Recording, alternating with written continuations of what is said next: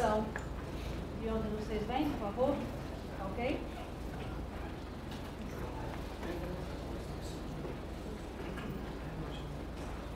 Ok, gente. Então, boa tarde. Obrigado por terem se inscrito. Tá ok? Obrigado por terem se inscrito nesse mini curso. Como é uma atividade que vai durar 2 dias, a gente vai começar uma parte hoje, a gente continua amanhã na parte da tarde. Eu resolvi colocar algumas noções introdutórias agora, algumas ideias mais gerais, localizando a situação, para a partir da aula de amanhã, a gente entrar em algumas questões mais pontuais. Ali tem o meu nome, o meu e-mail não aparece ali, mas depois eu posso passar para vocês. Eu sou professor e pesquisador do programa de pós-graduação em Direito, mestrado e doutorado da Unicinos, a Universidade do Vale do Rio dos Sinos. É uma universidade jesuíta localizada em São Leopoldo, que é uma cidade próxima de Porto Alegre, no Rio Grande do Sul.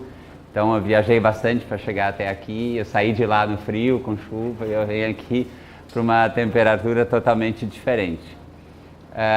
Esse tema da nanotecnologia eu venho pesquisando desde 2008 e tentando fazer as interfaces com o direito. Então, a minha fala ela é a partir do direito, mas ela também tem uma preocupação com a questão dos impactos sociais, os impactos ambientais e os impactos políticos, jurídicos, por óbvio também, que a nanotecnologia pode provocar. Em 2008, quando eu fui apresentado ao tema, e contando um pouco da minha história para vocês verem de onde eu falo e por que eu tiro algumas conclusões, eu fui desafiado pela universidade. Lá nós temos um instituto chamado Instituto Humanitas Unicinos, é um instituto criado pelos jesuítas e que anualmente organiza um simpósio internacional sobre temas de ponta. Em 2008, foi organizado um simpósio internacional sobre nanotecnologias. E como as pessoas que trabalham lá, os professores, os padres, os pesquisadores, eles me conhecem, eles me desafiaram a inscrever um trabalho como esse que a gente foram apresentados agora na parte anterior a essa atividade. E eles me desafiaram a desenvolver um trabalho que mostrasse as conexões possíveis entre as nanotecnologias e o direito. Isso era em 2008. E para minha surpresa, aí eu comecei a pesquisar, comecei a ir atrás de algumas informações mais detalhadas. Eu encontrei muito pouco na área do direito se falando sobre nanotecnologia. No Brasil não tinha nada. Então, na verdade, eram textos esparsos, localizados aí em algumas instituições estrangeiras. E eu percebi que era um tema interessante para iniciar uma pesquisa. Foi também o período em que eu comecei a trabalhar como professor no programa de pós-graduação, que eu fiz a minha formação toda ela na Unicinos, eu fiz a graduação em Direito, depois mais tarde eu fiz uma especialização em Direito Político, depois eu fiz o mestrado em Direito e o doutorado em Direito. Então toda a minha formação é na universidade, então eu tenho, dá para se dizer assim, o DNA da universidade. Na quarta-feira passada eu recebi uma homenagem, porque eu completei 25 anos de trabalho na Unicinos, são 25 anos de docência na instituição. Comecei muito cedo, né? E comecei uma questão interessante, como muitos de vocês talvez já estejam, e outros ainda iniciarão. Então, para mostrar para vocês que é possível, né? Quando se tem um ideal, quando se tem um sonho, que a gente vá atrás dele. O sonho não vem atrás de nós, mas nós é que temos que ir em busca de condições para construir aquilo que a gente planeja para a vida da gente, né? Então, e eu fiz isso. Eu era graduado, para vocês terem uma ideia, hoje isso não seria mais possível pela legislação que mudou muito de lá para cá. Eu era graduado em Direito 2 anos, eu me graduei em 1988, então no século passado, efetivamente. E em 1990 eu fui conversar com o meu orientador de trabalho de conclusão, e na época ele era o diretor do Centro de Ciências Jurídicas da Unicinos. Eu disse para ele o seguinte, que eu tinha um sonho e eu vinha conversar com ele no sentido de dizer, olha, eu quero me apresentar para ser professor dessa instituição em que me formou. E ele me acolheu, já que ele me conhecia, porque eu tinha trabalhado com ele o trabalho de conclusão, e ele me deu uma turma de introdução ao estudo do direito, no primeiro semestre do curso, e aí eu comecei a trabalhar. E aí o tempo foi passando, e aí nesse período também, enquanto eu ia dando as minhas aulas, eu ia fazendo a minha qualificação, e fui ficando, e passaram-se 25 anos. Né? Quer dizer, eu já estou caminhando para 26, porque os 25 anos, na verdade, se fecharam em março, agora de 2015, e então já estou mais para 26 do que para 25. Então, é tudo isso para dizer assim, mais ou menos o contexto da onde eu estou falando. E nesses 25 anos, então, eu dei muitas aulas, né? E em 2008, surgiu a oportunidade de eu integrar o programa de pós-graduação com o professor, né?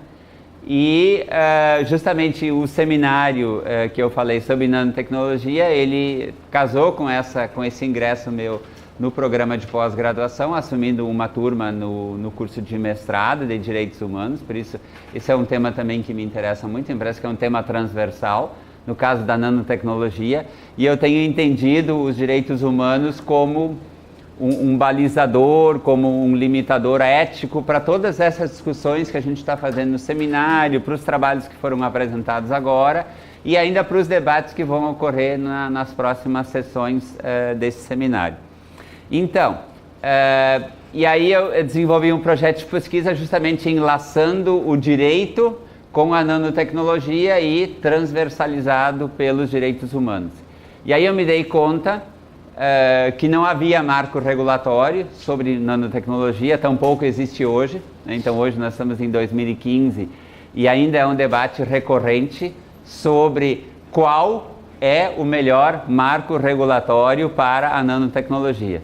Então há toda uma discussão hoje e há várias frentes sobre isso, inclusive é uma questão para vocês acompanharem. No Congresso Nacional Brasileiro estão em tramitação 2 projetos de lei sobre nanotecnologia, que me parece que todos deveríamos acompanhar de perto, para ver os movimentos que são feitos e tirar as conclusões. Então algumas coisas amanhã, inclusive amanhã da manhã tem uma mesa sobre regulação.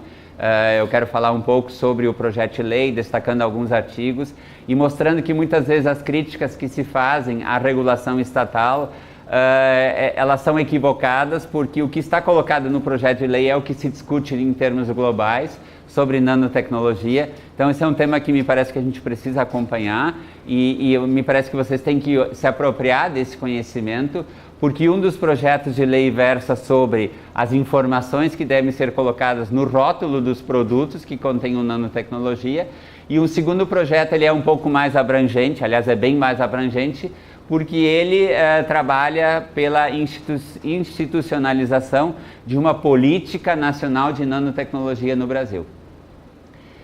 Durante esse período de 2008 para cá, eu tenho orientado dissertações de mestrado, teses de doutorado também, tenho 3 teses já defendidas que eu orientei, e várias dissertações de mestrado, várias monografias de especialização, vários trabalhos de conclusão de curso de graduação de Direito sobre esse tema. E assim, eu me sinto muito à vontade para conversar com vocês, porque eu sei algumas coisas, então já vou deixar isso dito. Não sei tudo, né? Sei algumas coisas, e na medida em que a gente vai colocando algumas questões, por favor me interrompam se vocês têm algumas dúvidas.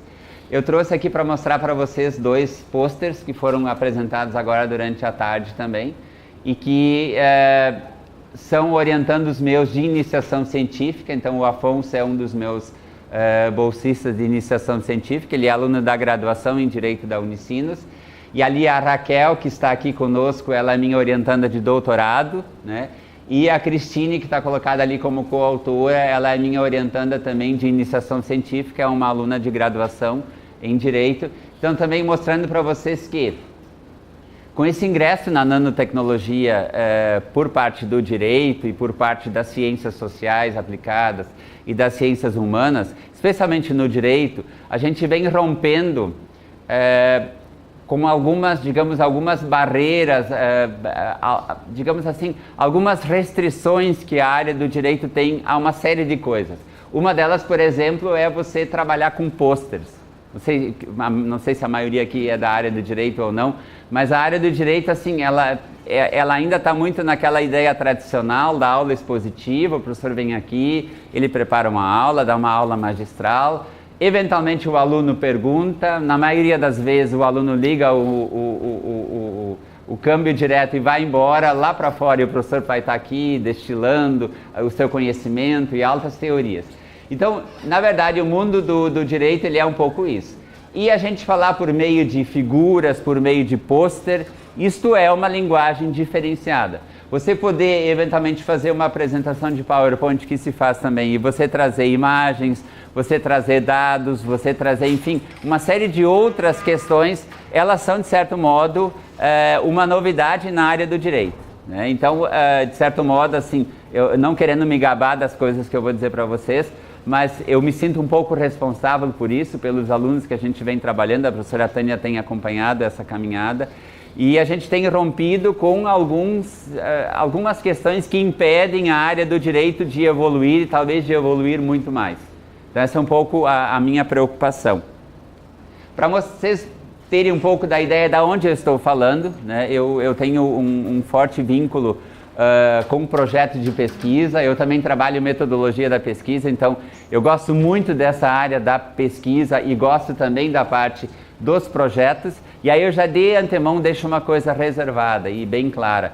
Eu considero que a metodologia não é a coisa mais importante numa pesquisa. A metodologia ela tem que ser coadjuvante do resultado que você vai produzir, porque normalmente há uma inversão, quer dizer, a metodologia é algo que você não toca, é na verdade a parte mais importante. Eu considero que não, a metodologia é coadjuvante, ela vai ajudar, e essa é uma outra questão importante na área do direito, você poder utilizar uma metodologia que possa atribuir um caráter científico ao seu trabalho, que você possa permitir que um outro colega refaça o mesmo caminho, e me parece que esse é o aspecto de você promover um trabalho científico, que alguém utilizando a mesma metodologia possa chegar à mesma conclusão ou a uma conclusão diferente. Então me parece que essa é uma outra questão importante, que a gente pode utilizar a metodologia na área do direito sem que a gente caia no viés positivista do direito, que é uma outra questão que a gente tem batido muito forte, né? Uma crítica ao positivismo jurídico, especialmente aquele positivismo de viés legalista, que ainda é uma característica marcante na área do direito, de você ter aquela impressão de que tudo que está no texto de lei é direito, e fora do texto de lei, bem, daí você fica assim, mas aonde eu tenho direito fora do texto de lei? Então parece que são alguns pressupostos dos quais eu estou trabalhando.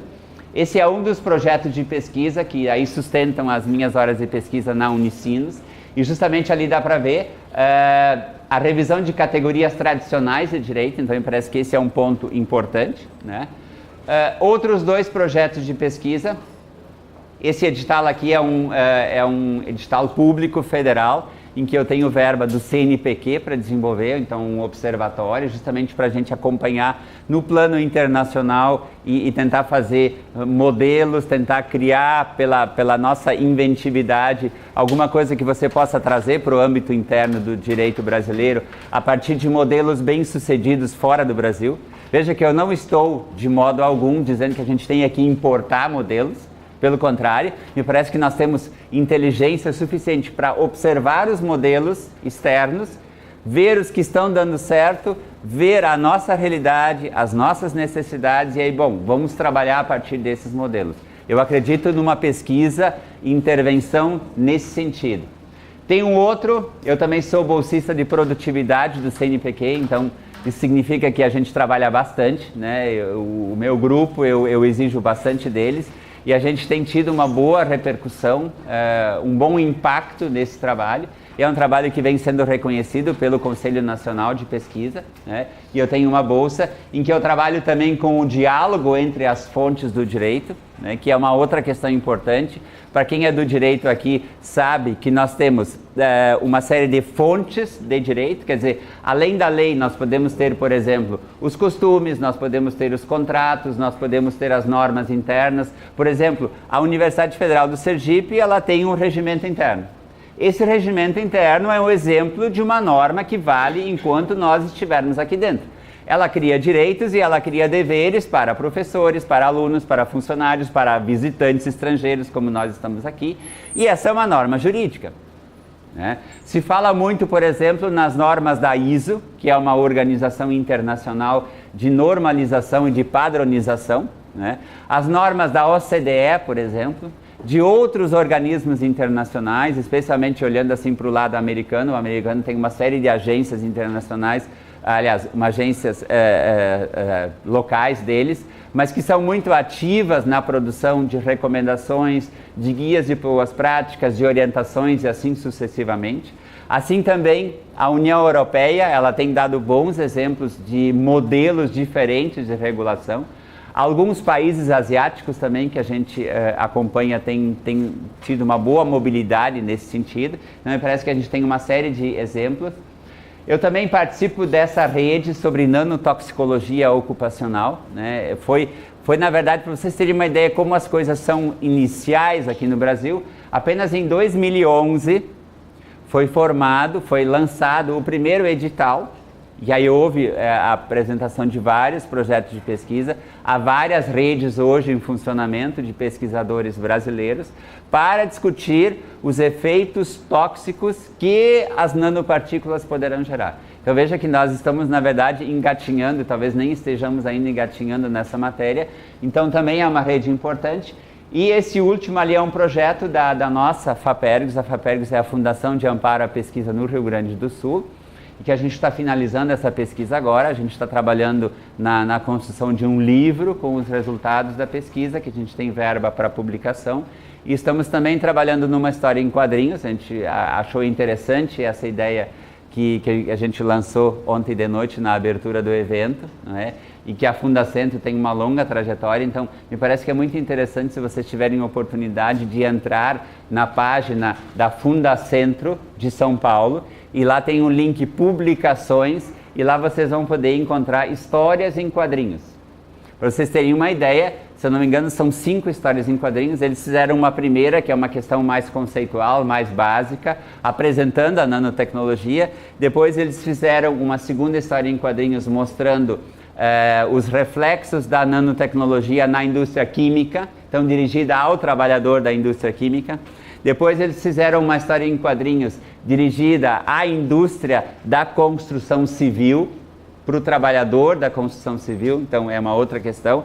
Fizeram uma quarta história em quadrinhos sobre a nanotecnologia aplicada à agricultura, e agora a quinta história em quadrinhos, que fez parte do projeto de pesquisa, que não está mais ali porque já está encerrado, que nós tínhamos verba da CAPES, que é justamente a história em quadrinhos que está sendo distribuída durante o evento, que é a nanotecnologia aplicada aos alimentos.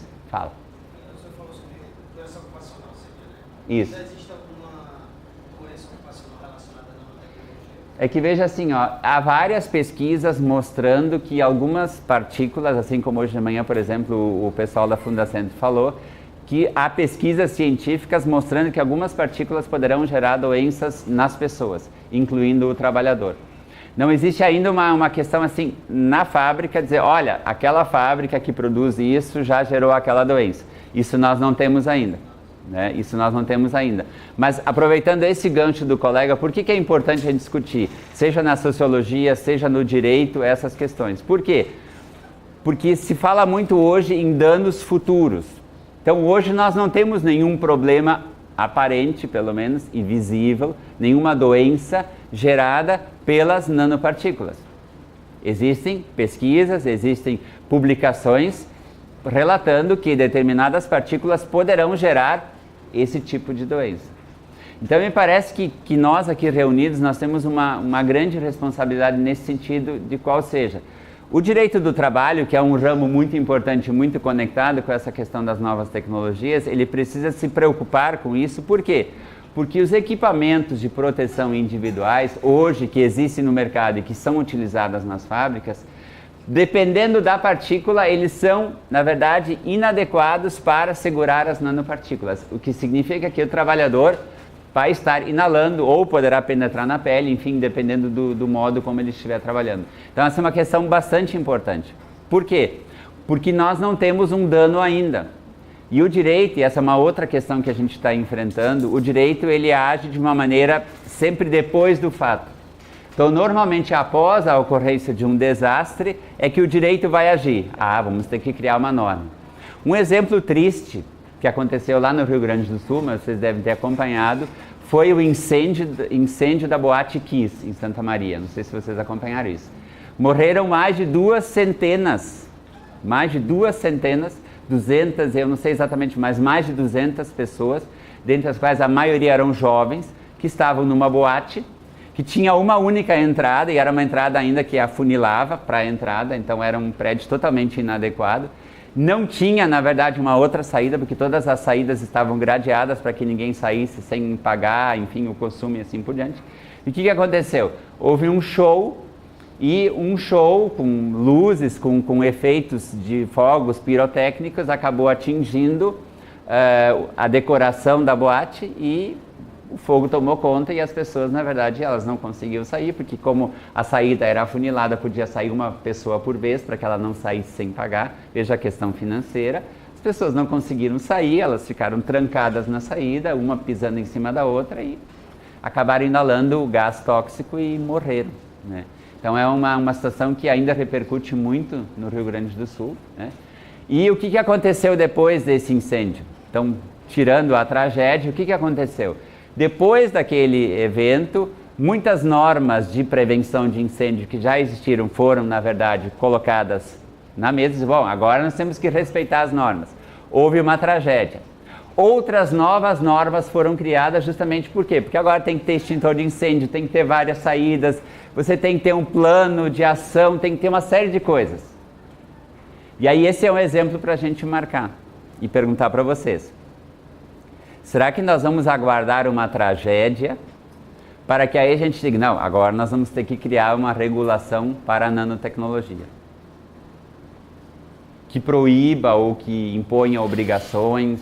Então essa é uma questão para a gente pensar. Veja, eu endosso o que a professora Arline disse agora numa das últimas intervenções. Não é para gerar a cultura do medo, pelo contrário. Nós não podemos dizer, não, então nós não queremos mais nenhuma inovação. Isso não é possível. A inovação vai continuar acontecendo. Porque uma das alternativas que se propôs, inclusive, que às vezes se discute, é a moratória total da nanotecnologia. Então, enquanto não se tiver certeza dos riscos, não se fará mais nada. Não é uma alternativa. Ou não é a alternativa viável. Por quê? Porque muitas coisas estão andando, muitas coisas nós estamos consumindo. Não daria para recolher tudo, zerar tudo e vamos... Não dá para fazer mais isso. Isso teria que ter sido feito há muitos anos atrás. Hoje não dá mais. Bom, se não dá para voltar a um estado anterior, nós temos que lidar com a situação que nós temos hoje. E lidar com essa situação significa o quê? É a gente discutir, é participar de seminários, é escrever trabalho, é colocar a cara a tapa, é receber crítica, é receber elogio e produzir conhecimento. Porque é a partir do conhecimento que a gente vai produzindo que a gente vai ter condições de avaliar. Bom, aquela partícula é segura, essa partícula é tóxica, essa é mais tóxica, essa é menos tóxica, essa temos que tirar do mercado, essa aí a gente pode continuar utilizando e assim por diante. Então, não é a cultura do medo, é a cultura da responsabilidade, a cultura da precaução. E como disse o professor ontem na conferência de abertura, isto é um exercício democrático. Isto não é um exercício para poucas pessoas, para os iluminados, para os cientistas, para os científicos. Hoje muitas vezes se fala isso, né? Ou seja, quem pode falar em nanotecnologia é o cara da biologia, da engenharia, da química, da medicina. Nós que somos das ciências sociais aplicadas ou das ciências humanas, nós não temos nada para falar.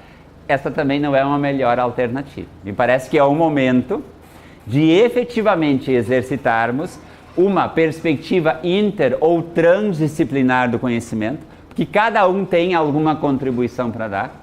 Evidente que nós não vamos nos arvorar a trabalhar com fórmulas e entrar por laboratório, fazer reações químicas, não. Eu acho que isso a gente não tem condição de fazer. Agora, nós temos condições de, por exemplo, provocar um debate para exigir uma avaliação sobre os efeitos, discutir questões éticas, isso é fundamental. Qual é o limite ético, qual é o limite tolerável entre a manutenção do ser humano e do meio ambiente e aquilo que já desestabiliza isso para o futuro? Só um pouquinho, aí já passo a palavra para você. Por quê? Porque nós estamos vivendo várias quebras de paradigmas, inclusive no direito. E um deles né? Um deles é sobre a responsabilidade civil. Não sei se já todos têm dominado. O que é a responsabilidade civil? Há uma regra básica que diz o seguinte: se você gera um prejuízo, você é obrigado a indenizar. Isso me parece que todos nós concordamos. Quer dizer, se você quebra o meu óculos ou quebra o computador da universidade aqui, você deve indenizar, ou repor, ou dar em dinheiro, ou fazer alguma coisa para repor o que você estragou, ok? Essa é a lógica da responsabilidade civil com a qual o direito sempre trabalhou. Houve um evento no passado que gerou um prejuízo para alguém. Esse alguém reclamou, seja junto ao Poder Judiciário, ou seja numa negociação direta, você me fez experimentar um prejuízo. Ah, ok, eu concordo, eu bati muito forte no computador, eu quebrei ele, por isso eu vou te indenizar. Ou mediante uma ação judicial em que o juiz determina qual é a indenização, ok, essa indenização é definida e você paga a indenização. Só o que nós estamos verificando no caso da nanotecnologia? Não tem passado. Ou o passado é muito recente, e não há prejuízo ainda, não há dano. Mas quem garante que no futuro não haja?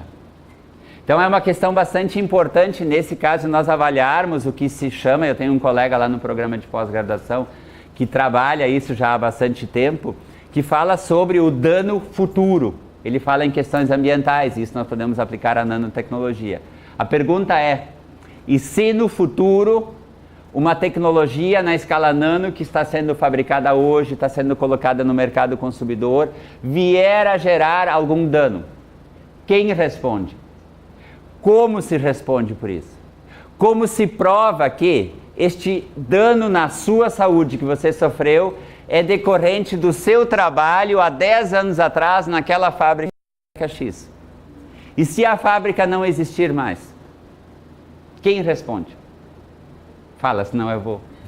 Aí eu posso tomar uma água. Então, quando apresentou a temática ali, né, nanotecnologia no direito do trabalho, uma análise à luz da proteção ao meio ambiente do trabalho. E aí o meu questionamento é, já existe alguma pesquisa ou algum trabalho com relação aos resíduos sólidos? Você já tem pensado, ou já tem algum trabalho quanto a isso, fez que a função de catador está sendo regulamentada pelo Ministério do Trabalho? Ok, ótimo. E a gente percebe, né, que muito bom. Tem que acabar com as lixões, né? Infelizmente foi esticada até 2021, mas a gente tem que estar... Ok. Pessoal, vejam bem, a colega faz uma pergunta muito interessante. Aqui no Brasil, a gente tem uma legislação chamada Lei dos Resíduos Sólidos, a Lei da Logística Reversa. Então, por exemplo, equipamentos eletrônicos, quem vende deve buscar depois, quando a bateria acabou, deve buscar de volta lâmpadas e assim equipamentos. É uma questão bastante interessante, por quê? Porque essa é uma legislação recente. E quando essa legislação foi criada, já havia todo um debate sobre nanotecnologia e uma série de produtos que a gente vai ver agora. E essa lei dos resíduos sólidos não fala nada sobre nanotecnologia.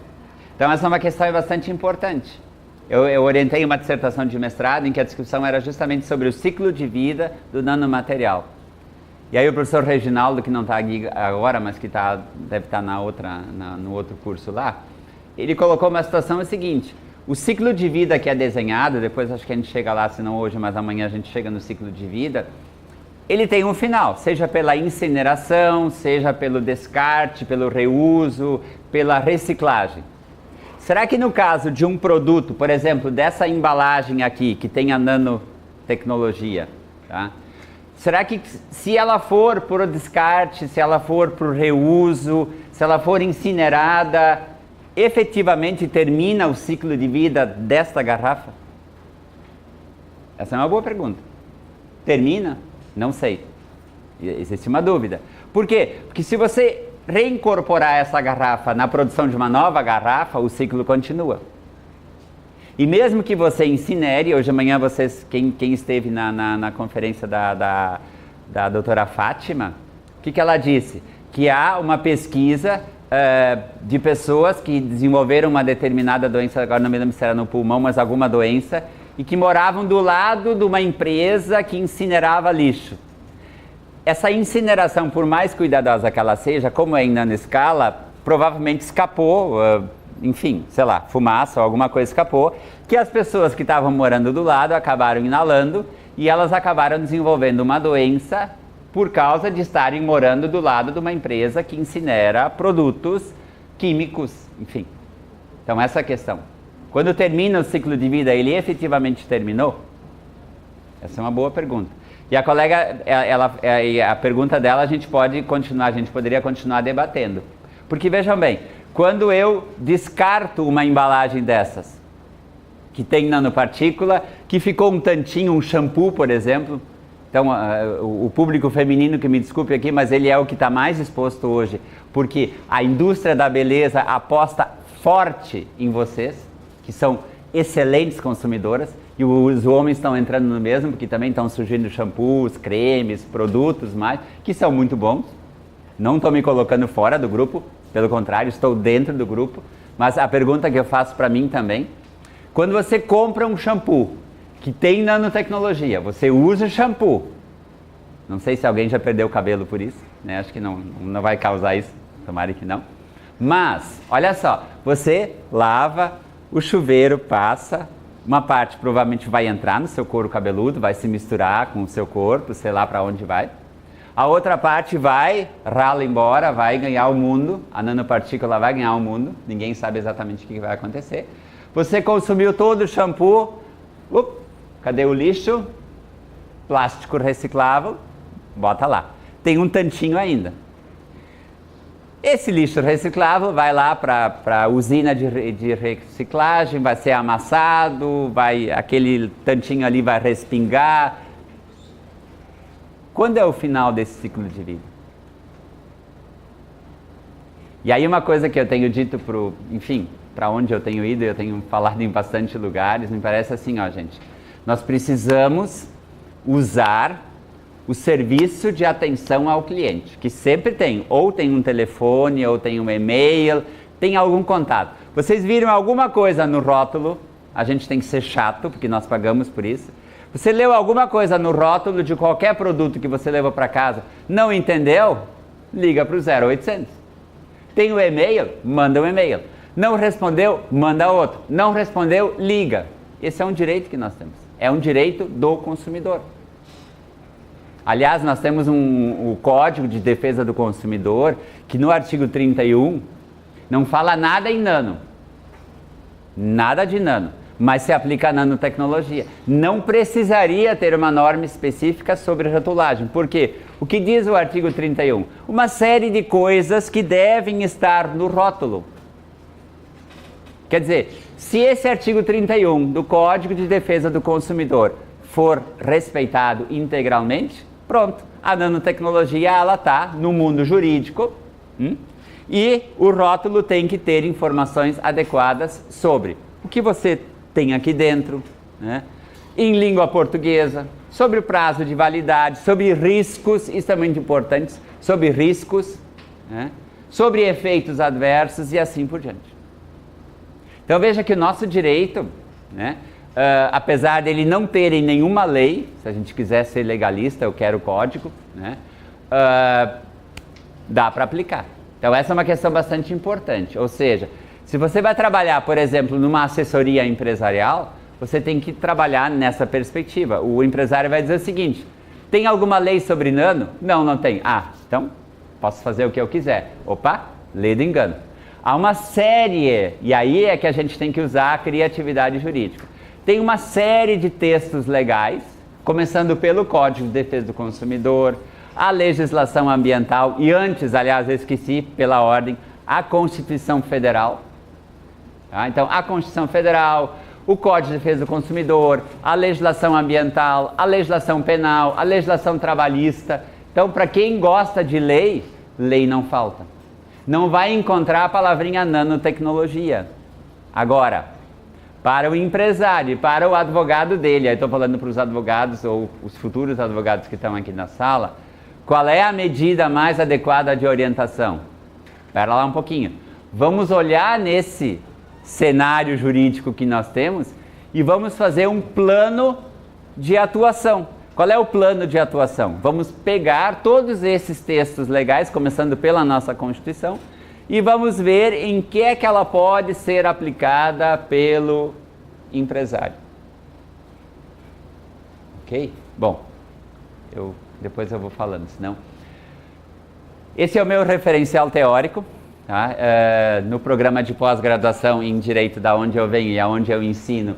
Uma das linhas de pesquisa é a perspectiva da hermenêutica filosófica, que nós trabalhamos com 2 filósofos alemães, o Martin Heidegger e o Hans-Georg Gadamer. E há uma outra linha de pesquisa, aliás, onde eu estou, então eu estou meio deslocado atualmente, porque eu aprendi por uma linha, mas agora, em função da nanotecnologia ser catalogada dentro do rol dos novos direitos, eu acabei indo para outra linha de pesquisa.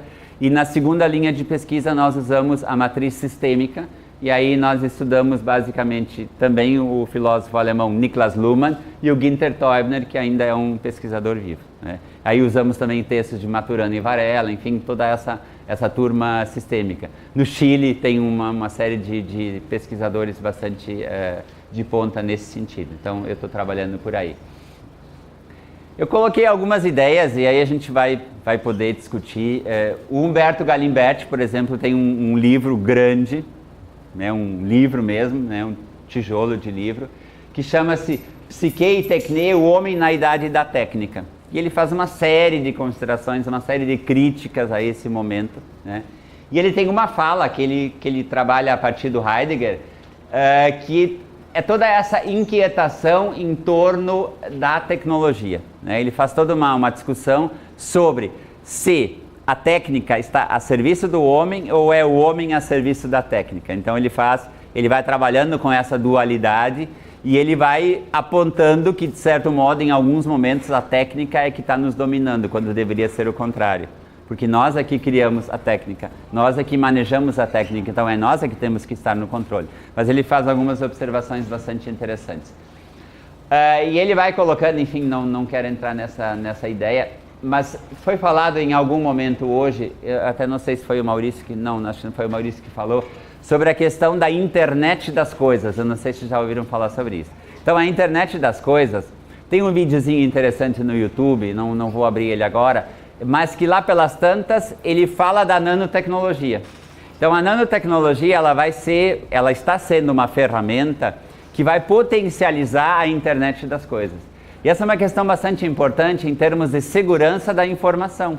Porque na medida em que tudo hoje está conectado, por exemplo, eu tenho aqui o meu notebook, eu tenho o iPhone, o iPad e os outros Ais da vida, todos eles estão conectados, né? Eu tenho um carro que tem conexão com a internet, na minha casa também as coisas estão conectadas, a televisão, a geladeira, né? Tudo conectado.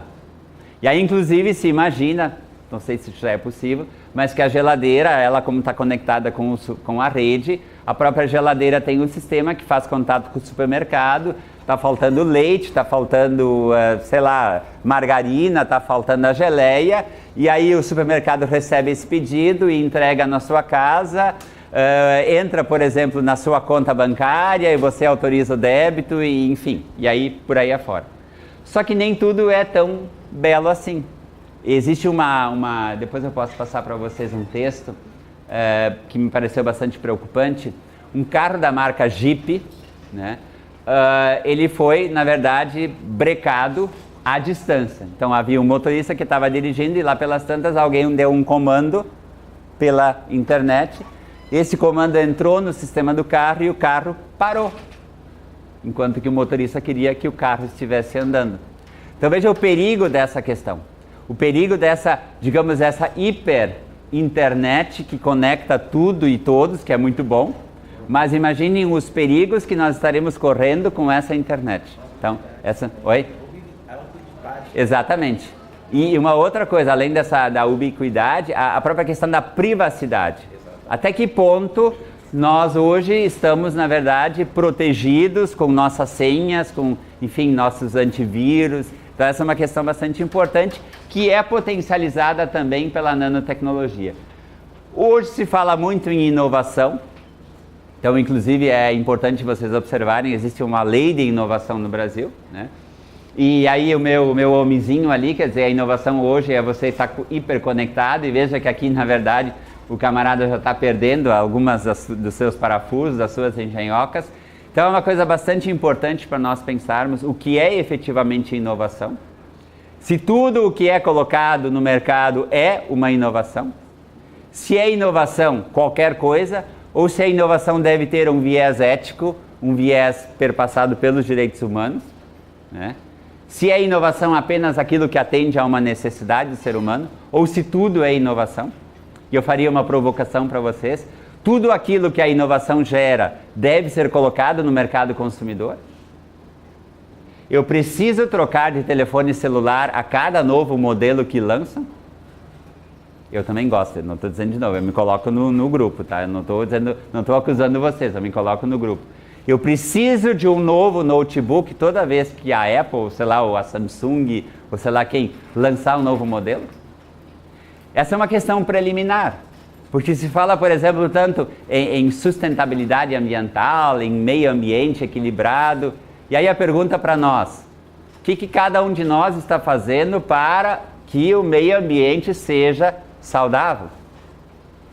Será que essa atitude de você ser um consumista contumaz não vai contra todo esse discurso? Marquem bem a pergunta. Eu gosto de coisas novas também.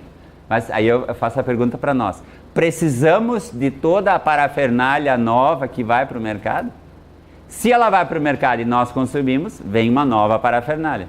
Imagine se fosse lançado um novo equipamento e ninguém comprasse.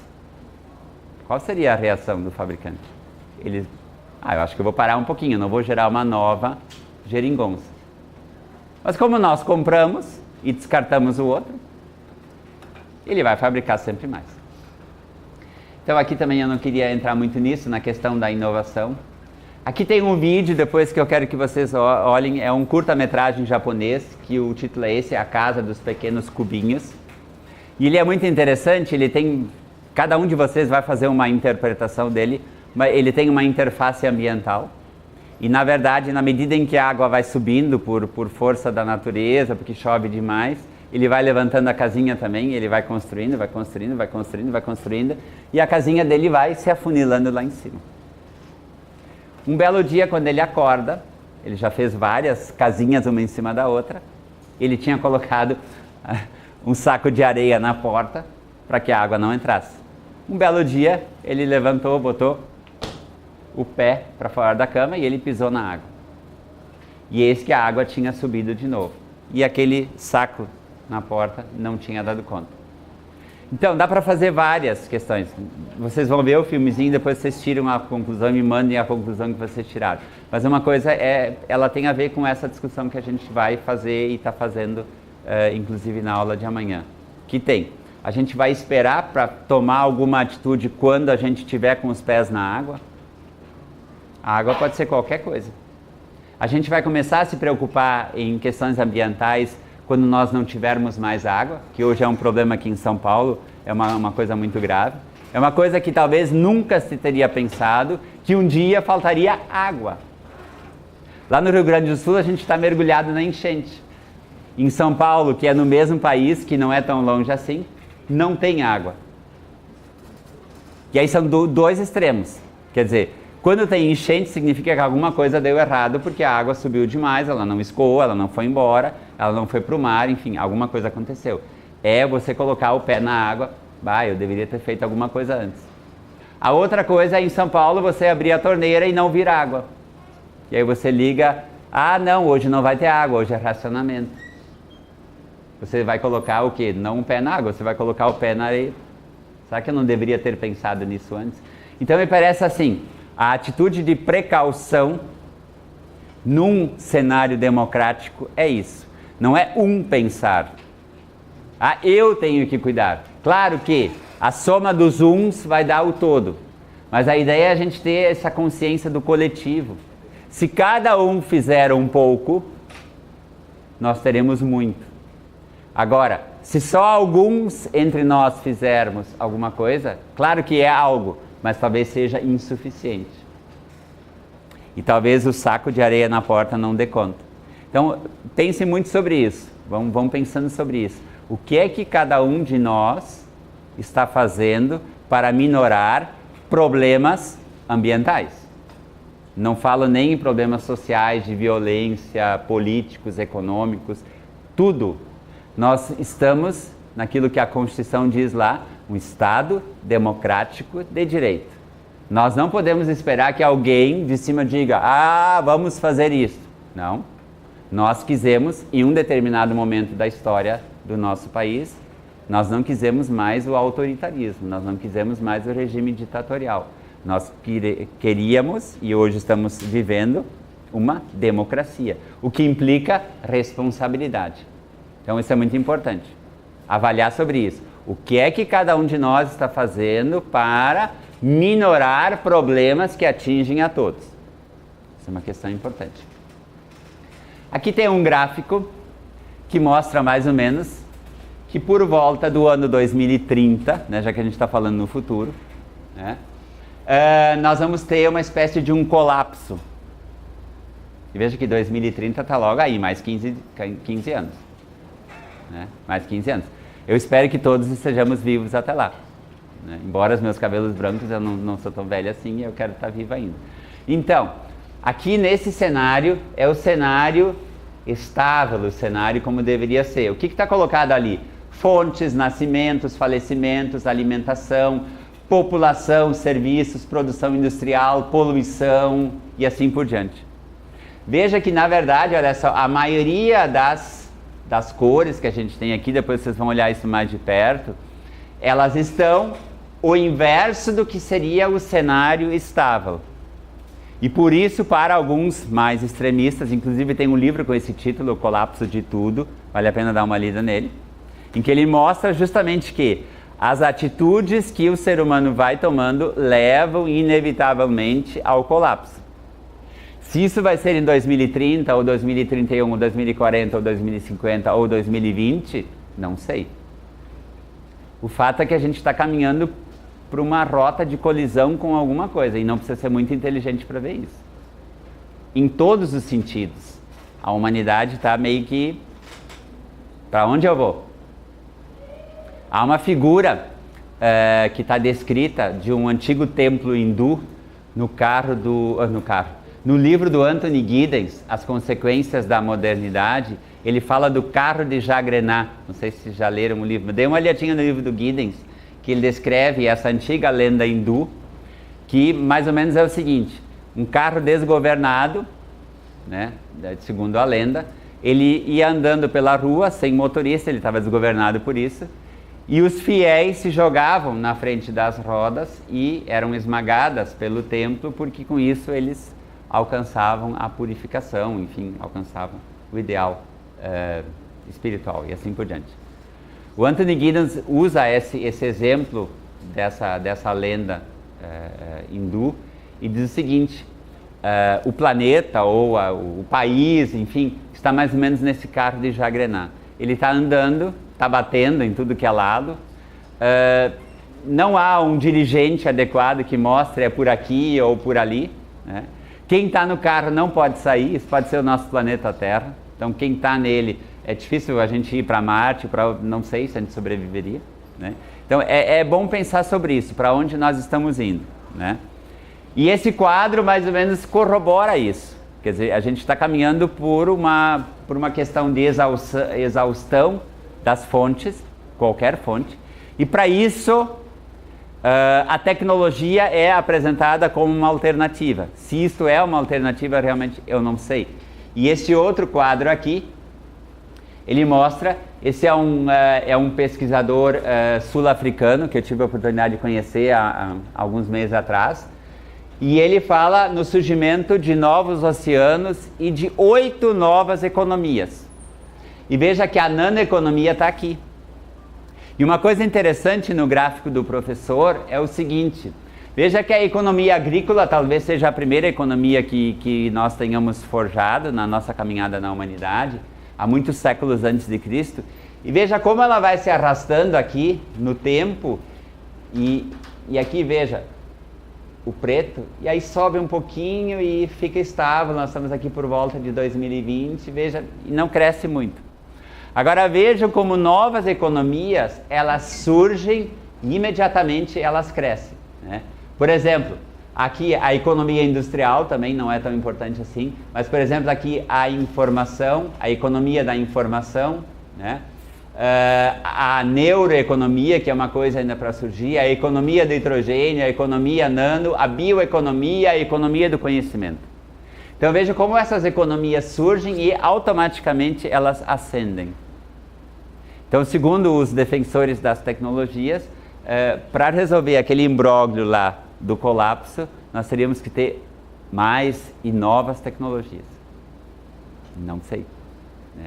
Este gráfico me parece que corrobora isso, realmente.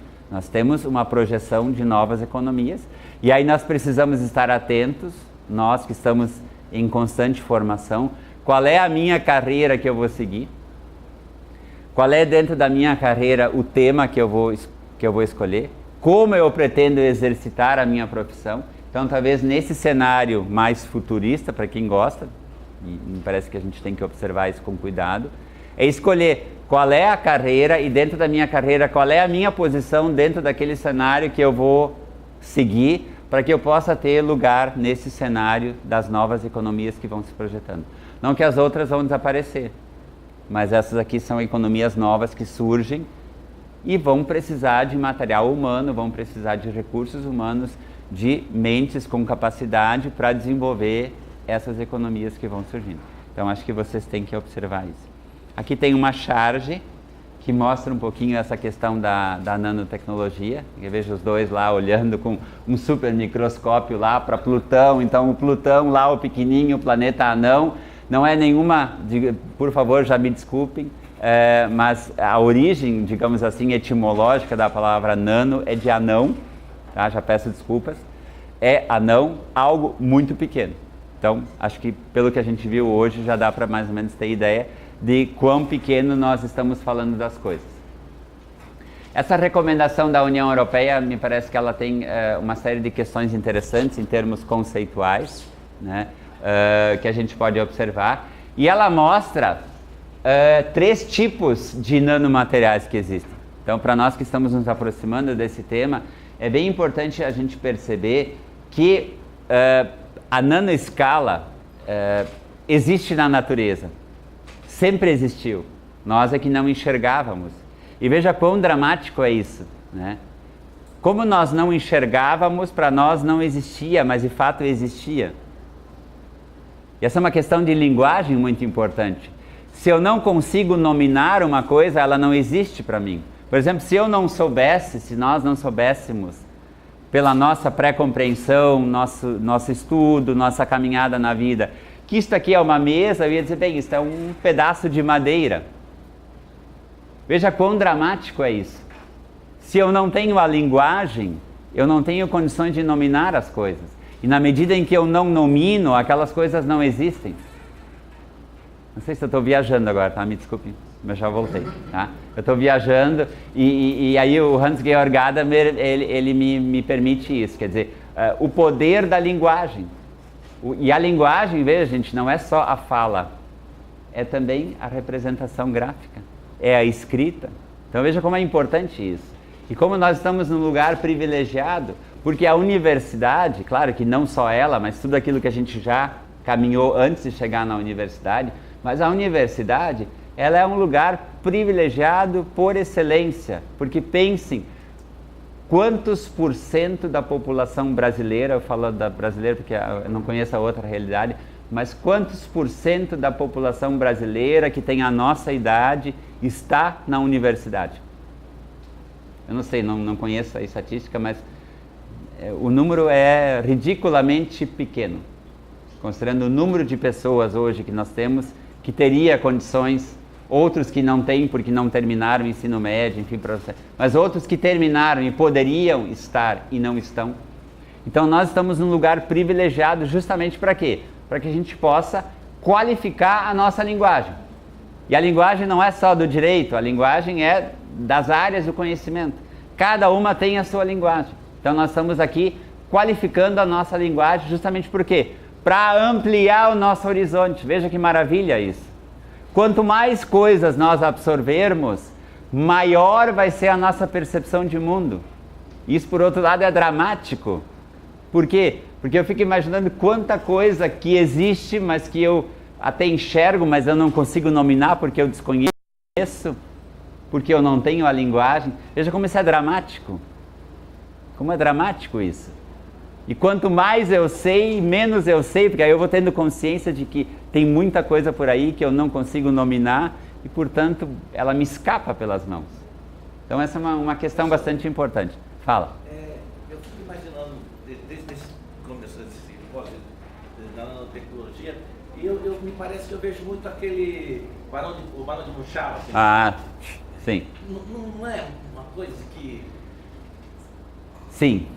O que é o Barão de Munchausen? Enfim, reza a lenda também que ele estava afundando com o seu cavalo e ele mesmo se puxou pelos cabelos para fora, enfim, daquilo que ele estava afundando. Eu te diria que não, e eu vou usar a minha matriz teórica. Tá? Por quê? Porque quando a gente fala na fenomenologia hermenêutica, o nome é horrível, tá? E vocês têm razão de dizer, tá?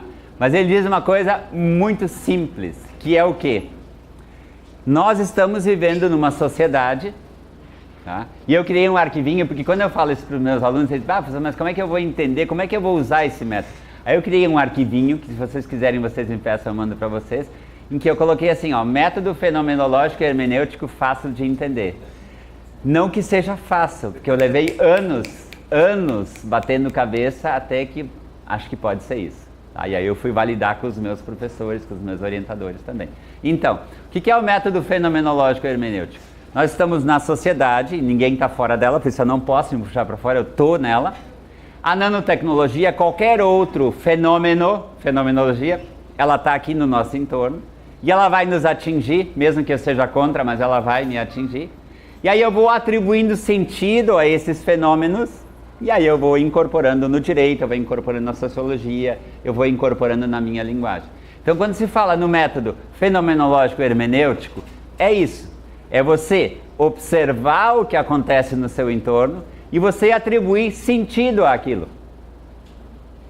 Pela linguagem, pela sua pré-compreensão, pela sua caminhada, porque, por exemplo, hoje à tarde a colega lá tem uma segunda, está fazendo agora uma segunda formação, já tem uma primeira. Então, quantos de nós já fez um outro curso, ou está fazendo um curso de capacitação profissional, ou trabalha em algum lugar, ou convive com pessoas, enfim, isso vai formando a minha pré-compreensão. E com isso eu consigo nominar as coisas e atribuir sentido a elas. Fala. O senhor falou sobre a questão do descarte, né? Sim. Só que no caso da nanotecnologia, talvez não se aplicaria, porque o produto nano não seria, tipo assim, de um produto ele não seria o carro-chefe. Poderia ser o revestimento daquele produto. Pode ser? Então, na verdade, não seria responsabilizado a pessoa, o fabricante do nano, e sim o fabricante daquele equipamento em si. Essa é uma não teria esse controle, na verdade. Essa é uma boa questão. Essa é uma boa questão. Porque hoje tem muita coisa que é revestida. Um exemplo, uma questão que eu estou acompanhando lá no Rio Grande do Sul, é uma empresa que fabrica caixas plásticas, essas caixas que acondicionam frango, que acondicionam a carne e alimentos. E aí surgiu a possibilidade, aí achei interessante essa questão, e aí a empresa, aí eu estou estudando com eles, a maneira é a seguinte: quando é fabricada a caixa, o plástico ele vem, eu não sei exatamente como ele vem, mas o plástico vem pronto e ele é a caixa conformada. Então, numa operação anterior, quando o plástico é produzido, eles colocariam ali nanopartículas de dióxido de zinco, que o zinco é antibactericida. E aí, automaticamente, dentro daquele plástico bruto, teria nanopartícula. Depois a caixa é feita, é moldada, ela é entregue para o fabricante do alimento, o alimento vai lá dentro, né? O alimento é transportado, ele chega para o supermercado e lá ele é vendido, nós compramos. O que está acontecendo? Eles transportam, eles fazem especificamente caixas grandes de plástico que transportam carne in natura. Acho que é assim que se diz, in natura. In natura, de carne de gado, de frango, que vai na caixa e vai para o frigorífico que vai embora. E o que eles estão percebendo? que as bactérias que se formam nas caixas plásticas, elas estão cada vez mais resistentes. Então, eles precisam aumentar a dose do detergente, eles precisam aumentar a temperatura da água, eles precisam aumentar o uso de produtos químicos para tentar esterilizar a caixa plástica. Pois o que surgiu? E aí entra a nanotecnologia. Justamente daí, voltando de novo para o processo anterior. Se colocaria o zinco, as partículas pequenas de zinco dentro do plástico, lá mistura, faz a caixa. Aquela caixa com a nanopartícula de zinco, ela por ser antibactericida por causa do zinco, não formaria mais tantas bactérias e micróbios como a caixa convencional. Só que aí acendeu uma interrogação no empresário. Mas será que essa nanopartícula de zinco, ela não passa para a carne? Porque no momento que você vai transportando, a carne vai lá, tem osso, aquilo vai raspando, e aquela nanopartícula está ali. E claro que ela não vai ficar morta ali, ela vai estar agindo porque ela é um antibactericida. E aí a dúvida é essa: qual é o grau de migração da partícula para o alimento que não causa intoxicação?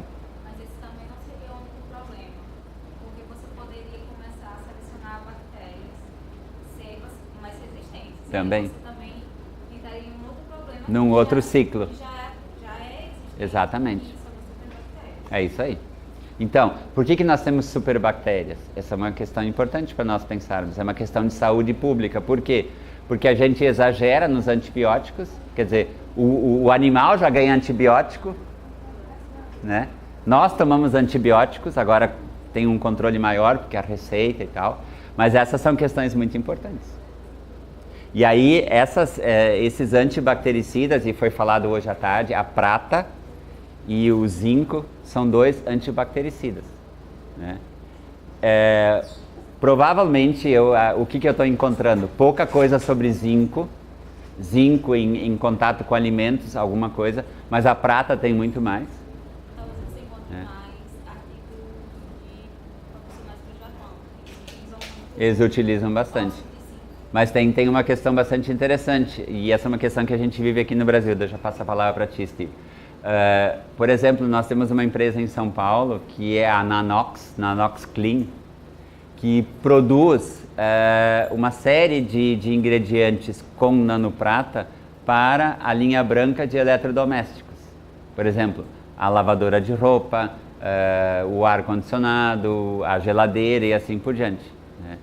E aí a gente tem uma questão dual muito importante. Você vai na página da empresa e ela diz o que eles fazem é seguro. Você vai para a literatura científica das áreas exatas e você vai encontrar uma penca de artigos dizendo que a nanopartícula de prata é tóxica, é perigosa. E aí a pergunta que fica: quem tem razão?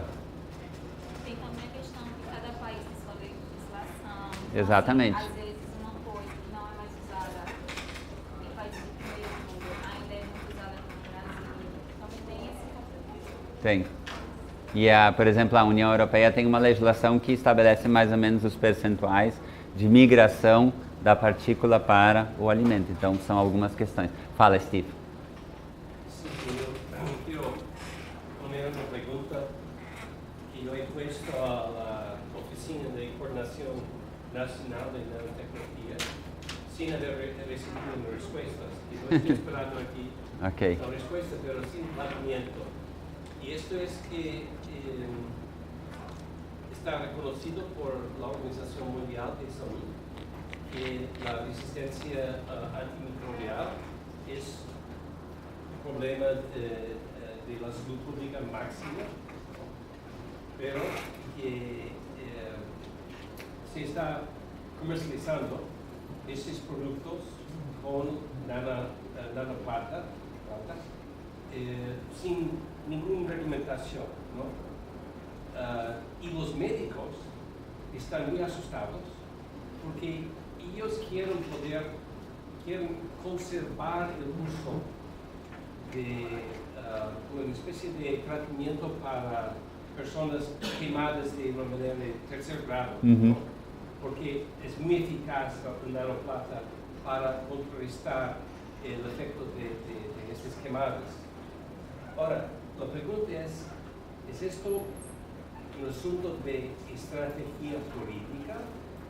¿Es una cuestión ética? Es decir, que el Estado tiene que intervenir para decir que ustedes, los fabricantes de digamos, usos triviales de nanoplata, no pueden seguir produciendo este producto porque presupone una amenaza a la salud pública. Sim. ¿Se puede hacer esto dentro de un marco de ley actual o habría que, es tan difícil de montar una ley nuevo, entonces mejor de hacerlo a través de una política industrial, una política de inversión estatal? Así que hay estrategias para balancear. Essa é a pergunta.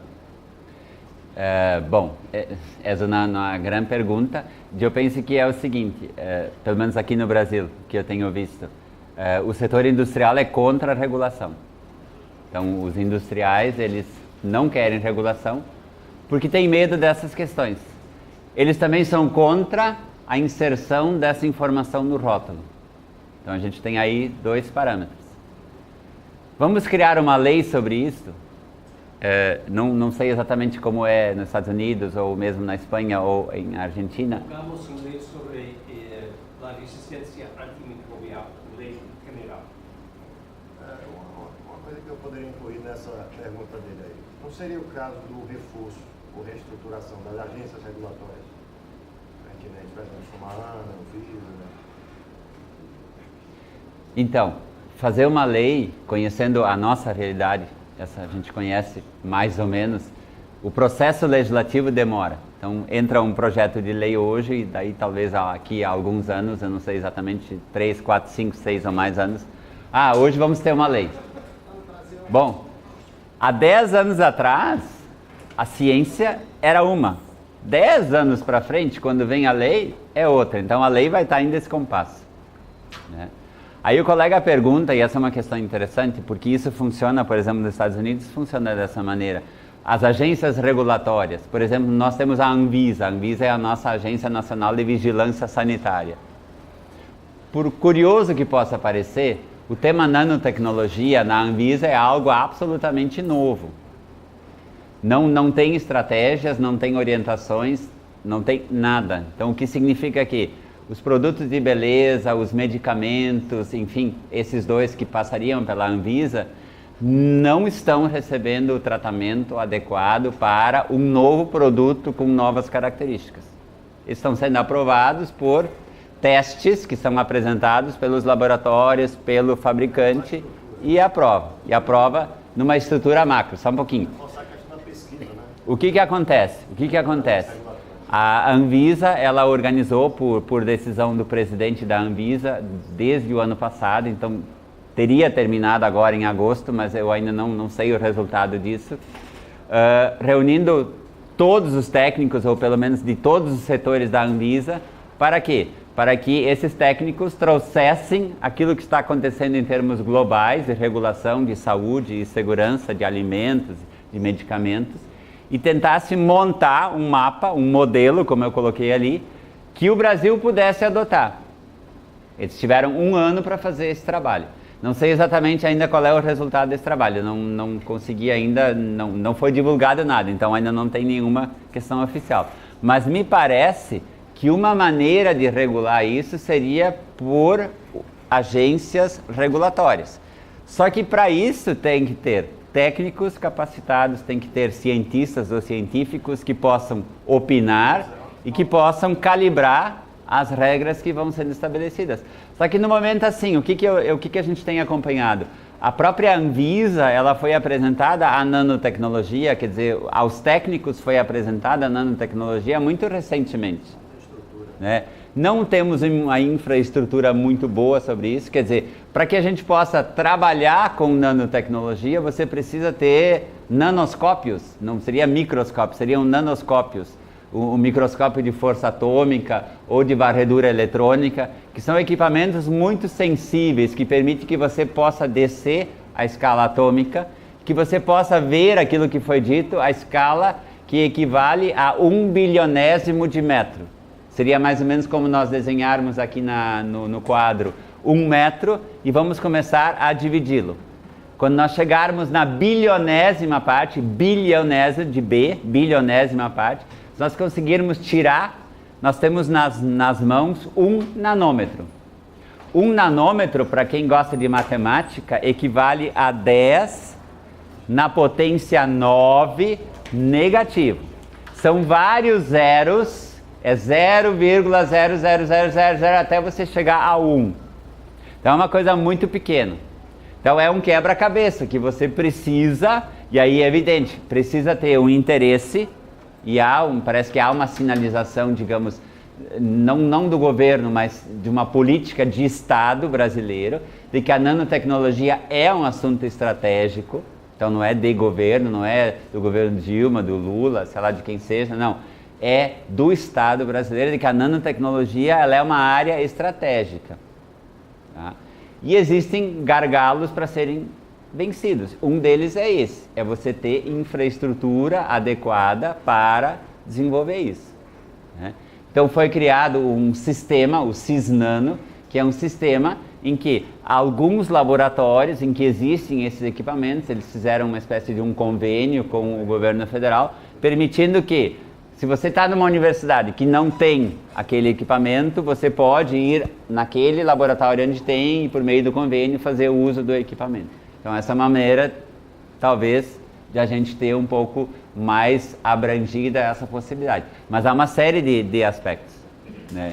E uma outra questão também bastante importante que eu tenho acompanhado é que dessas áreas exatas, os cientistas, os científicos, não estão falando a mesma língua, porque você lê artigos com metodologias às vezes semelhantes, mas com resultados diferentes. Então é uma coisa impressionante. No final do ano passado, eu recebi um artigo de um pesquisador suíço e ele fez um levantamento de mais de 10 mil artigos que tentavam ver assim, qual era o impacto ambiental da nanotecnologia. E o que ele constatou? Ele foi lendo, ele montou uma equipe que foram lendo os artigos e eles viram que, às vezes, no próprio artigo há contradições. O próprio artigo.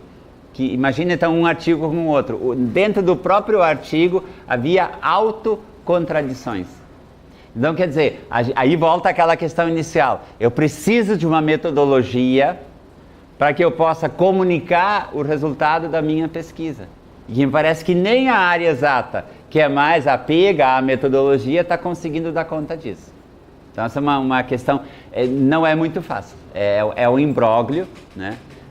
Que não pode ser iniciativa de um deputado, me parece que tem que ter uma política pública, tem que ter alguma coisa maior, né? Para dar conta disso. Fala, professor. El problema que estaba planteando Steven, ¿no? Con respecto a la desactivación de bactericidas, ¿no? En este caso con nanoplata o con antibióticos, tiene una estructura muy general. O sea, en realidad, y es un problema enorme para filósofos del derecho. Sí. En realidad lo que tenemos en un montón de casos, ese sería un caso particular, son daños producidos a personas potenciales. Sí, exacto. Si desactivamos la nanoplata en esos usos de quemaduras de tercer grado, va a haber en el futuro, no sabemos quiénes, pero va a haber quemados hombres y mujeres con esas quemaduras que no van a recibir, no van a poder ¿O tratamiento? adecuado. Sí. Pero es un problema mucho más general. En las sociedades industriales proyectamos cada vez más daños a personas potenciales en distintos ámbitos. En realidad, si uno lo piensa, incluso algo tan básico como el malgastar el petróleo como lo estamos haciendo, tiene esa misma estructura. Sí. A não ser que se priorizasse o uso médico, no caso, dessa substância, e até um ponto que pudesse se averiguar se é seguro ou não para uso industrial. Sim. Porque já que a prioridade seria o quê? A saúde das pessoas, né? Que estão com queimaduras. É o problema mais emergencial.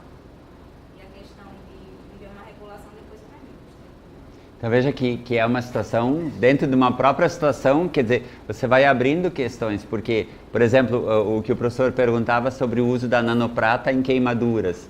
Então, se você hoje tem bons resultados no tratamento da queimadura, porque ele cicatriza melhor, quer dizer, você consegue um tratamento bom, aí você, bom, não pode mais. E aí futuros queimados ficam sem essa tecnologia. E aí? E se um de nós é o queimado? Ah, mas eu também quero. Não, mas agora não pode mais. Que nem bezetacil, né? Antes podia, né? Agora não pode mais. Exatamente. Então veja, não é um problema. E por isso me parece que é um tema que é transdisciplinar. Ele não é resolvido pelo direito, ele não é resolvido pela filosofia, pela sociologia. É preciso haver isso. E aí é um outro problema dentro do problema, porque as áreas não dialogam.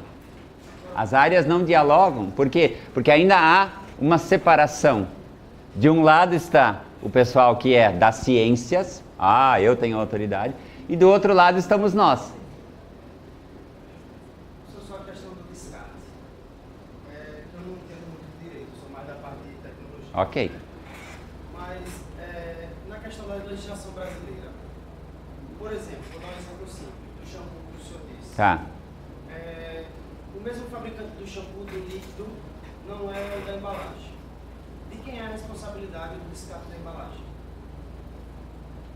Perante a legislação brasileira, no caso, não sei. Quem seria, no caso?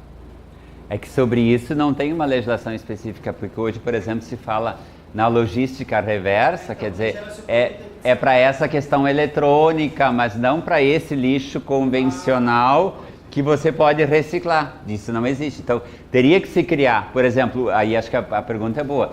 Tá, as garrafas plásticas que têm nanopartículas. Bom, eu não posso colocar no lixo convencional. Eu crio um lixo especial, ou eu devolvo para o fabricante, ou eu vou usar de novo. Talvez seja o momento de nós pensarmos nisso. Por que eu tenho que, quando terminou essa água, por que eu tenho que jogar fora? E aí entra aquilo que eu também disse. Talvez esteja aí uma oportunidade para a gente criar uma consciência ecológica assim, não, eu comprei essa garrafa e enquanto ela não vazar água, eu vou usar ela. Então teria que ter uma forma de você colocar água mineral na mesma garrafa. Não sei.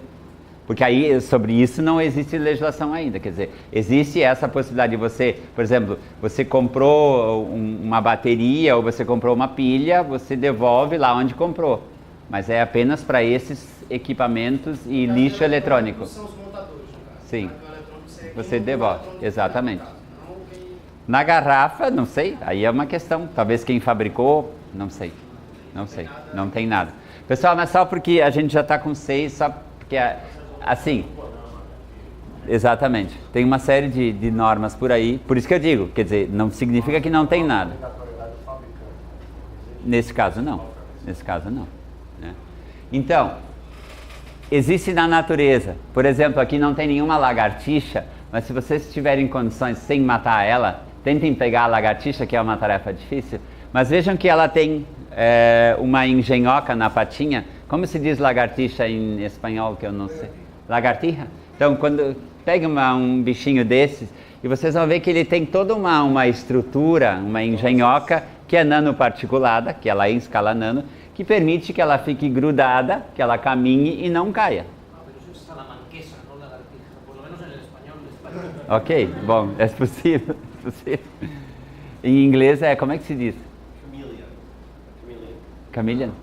Não, mas acho que não é o camaleão. Não. Não é geco, é o geco. Isso, é geckos. Geckos, isso, geckos. Eu estava falando na minha aula de inglês, estava aprendendo geckos.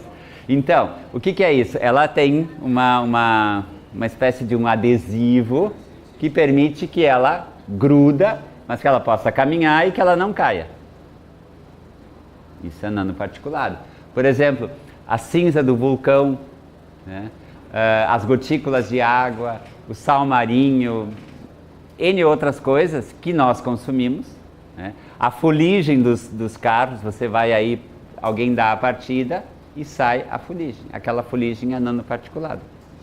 ela está, claro que ela estaria nesta categoria, porque ela é incidental, ela não é natural, porque ela não existe na natureza.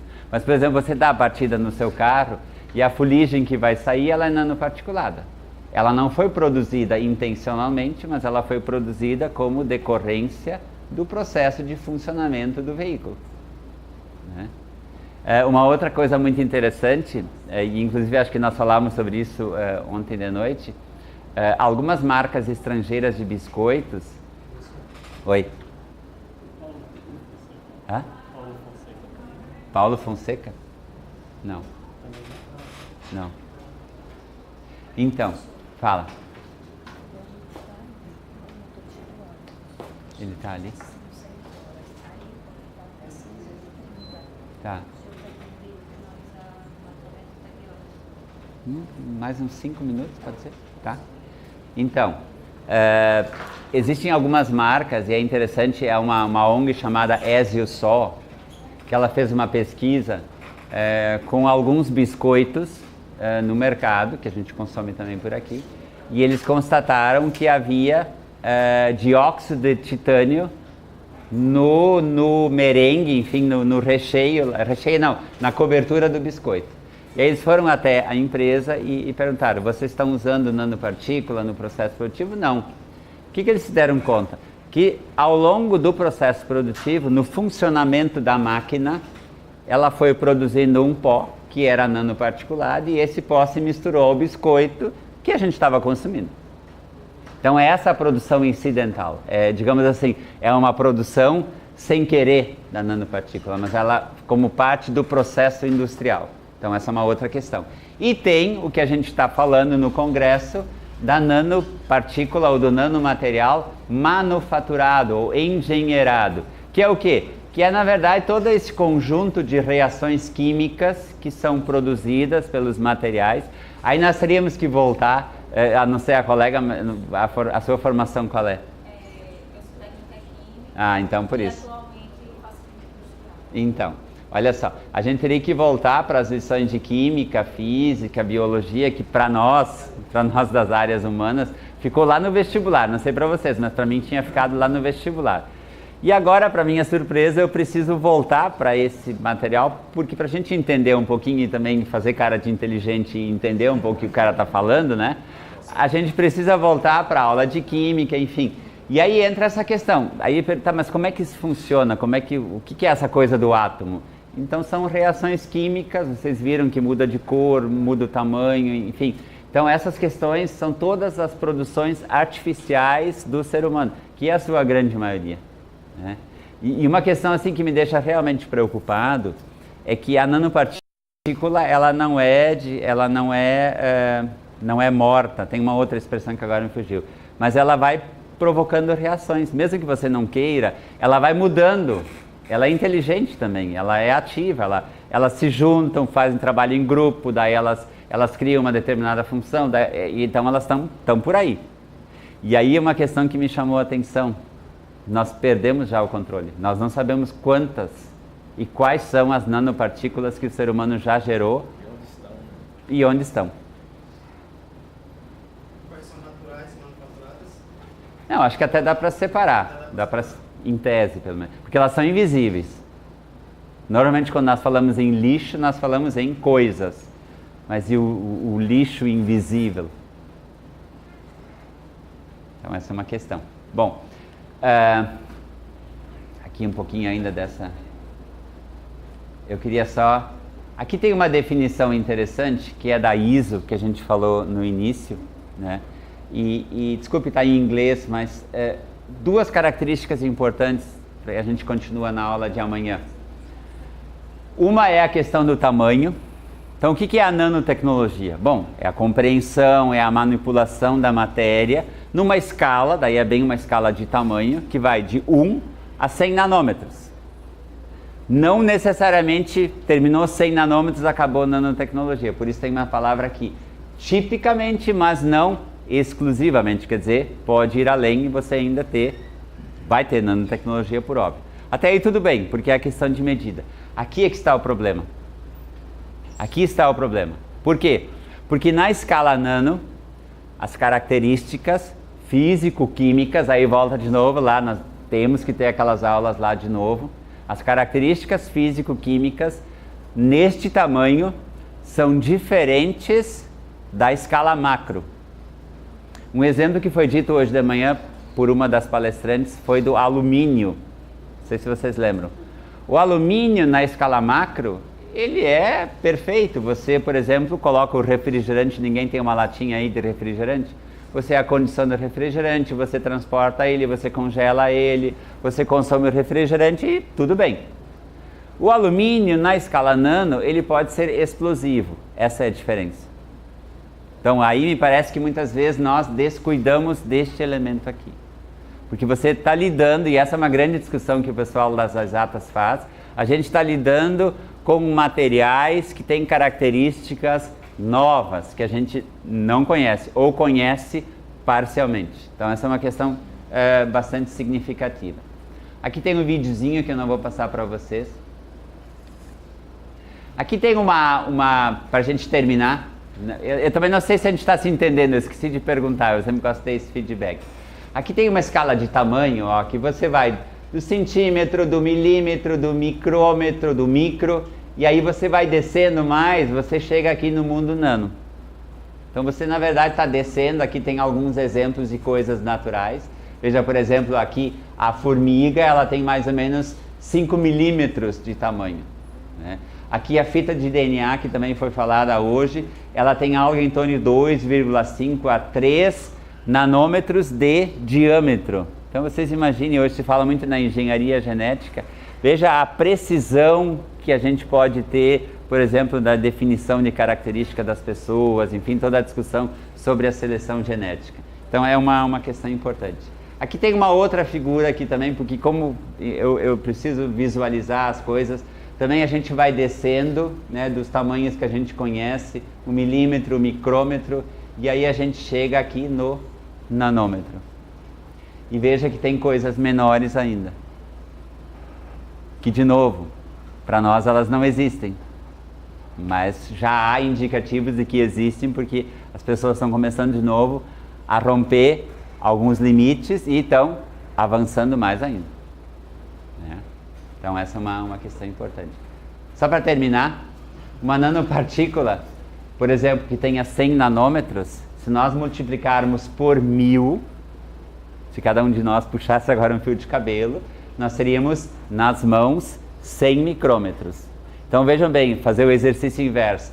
Peguem um fio de cabelo durante a noite, esse é o nosso tema de casa, e tentem dividir o fio de cabelo por 1000 vezes. E o que sobrar ainda do fio de cabelo, você vai ter o nanômetro ali, tá?